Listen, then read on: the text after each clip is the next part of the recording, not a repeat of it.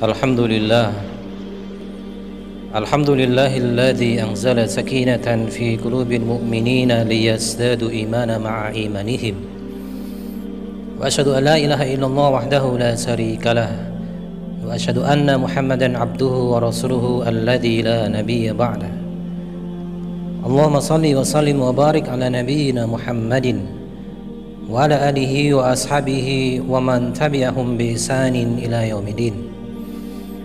Ya ayyuhalladzina amanu taqullaha haqqa tuqatih wa la tamutunna illa wa antum muslimun. Wa qala Rasulullah sallallahu alaihi wasallam, ittaqillaha haitsu ma kunta wa asbihi sayyi'atal hasanata tamhuha wa khaliqin nas bihulukin hasan. Amma ba'd. Ikhwani fi din, azani Allah. Sidang salat Jumat yang dimuliakan Allah Subhanahu wa taala. Bersyukur kita di kesempatan siang yang berbahagia ini. Kembali Allah menunjukkan kemahabesarannya dengan menghadirkan kita di tempat yang dimuliakan ini. Hadirnya kita ke tempat ini bukan menunjukkan kuatnya keimanan kita. Hadirnya kita bukan pula menunjukkan kuatnya ketakwaan yang ada di dalam sanubari kita. Tetapi hadirnya kita di dalam setiap momentum ketaatan semata-mata karena pertolongan dari Allah Subhanahu wa taala. Khonifidina azan ya Allah. Hari ini kita bersama-sama merasakan ujian yang begitu luar biasa dari Allah Subhanahu wa taala. Wabah Covid yang hari ini kita belum selesai, yang tidak sedikit di antara saudara-saudara kita yang kita cintai mereka mendahului kita. Setiap hari di grup-grup WA kita terlintas kabar inna lillahi wa inna ilaihi rajiun. Satu demi satu teman-teman kita mendahului kita. Belum lagi ditambah musibah saudara-saudara kita di Sulawesi, banjir, gempa bumi, kemudian kecelakaan pesawat dan lain sebagainya. Allah berikan kenikmatan berupa ujian kepada kita. Apa hikmah yang bisa kita ambil ayyuhal ikhwah? Maka yang pertama adalah alladzi khalaqal mauta wal hayata liyabluwakum ayyukum ahsanu amala. Kehidupan dan kematian ini adalah ujian dari Allah. Siapa yang lebih baik amalnya? Entah hari ini, entah esok, entah lusa. Pada hakikatnya kita hanya menunggu giliran kita saja. Kematian itu akan datang kepada kita tidak menunggu kita selesai menyelesaikan hutang-hutang kita.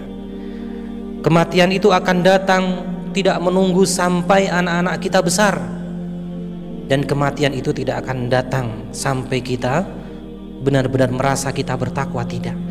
Tapi ketika Allah berkehendak, maka tidak ada yang bisa menghalanginya. Hari ini kita bisa menikmati salat Jumat yang penuh dengan kenikmatan. Bisa jadi Jumat depan kita sudah tidak termasuk orang-orang yang hadir dalam salat Jumat.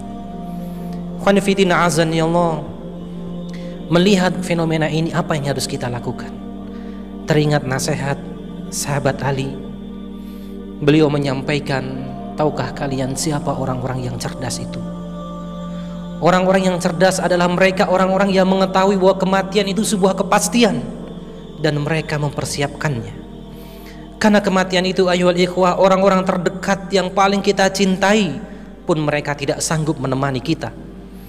Sahabat-sahabat yang telah kita bantu, mereka pun tidak akan mau menemani kita. Khonifidina azan ya Allah. Maka yang harus kita lakukan sebagai orang muslim yang ingin dikategorikan sebagai orang-orang cerdas adalah mempersiapkan kematian itu. Kita bisa bermuhasabah hari ini.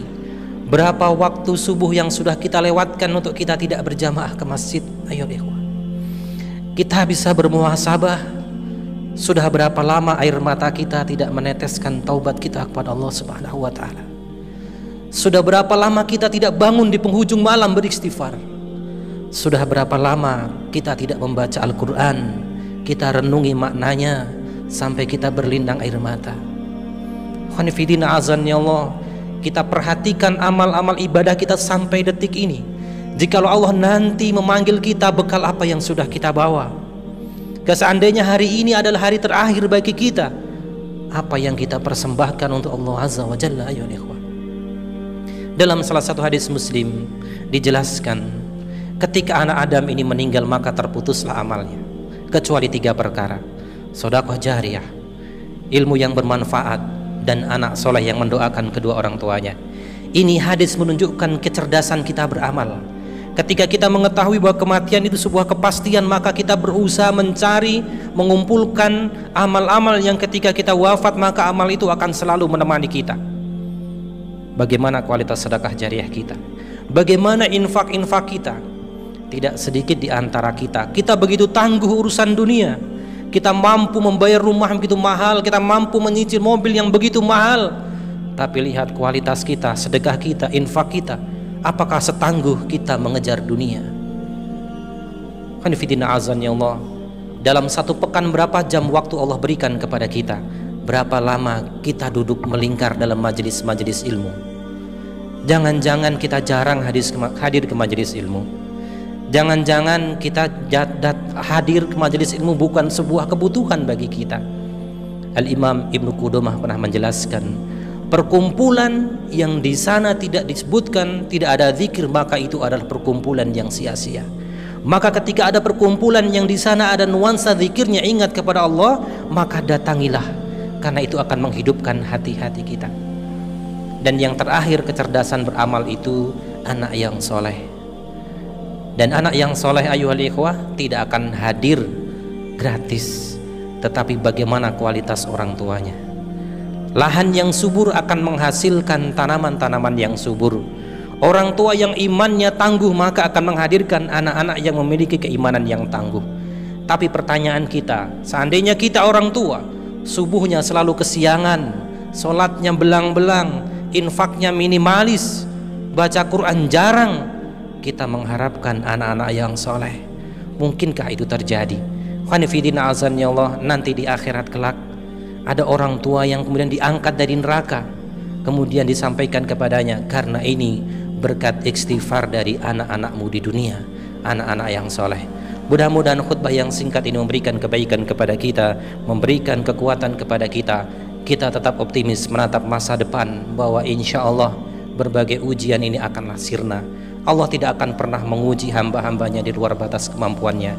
Kita tingkatkan kualitas keimanan kita, kita tingkatkan kualitas ibadah kita, agar Allah memberikan pertolongan kepada kita.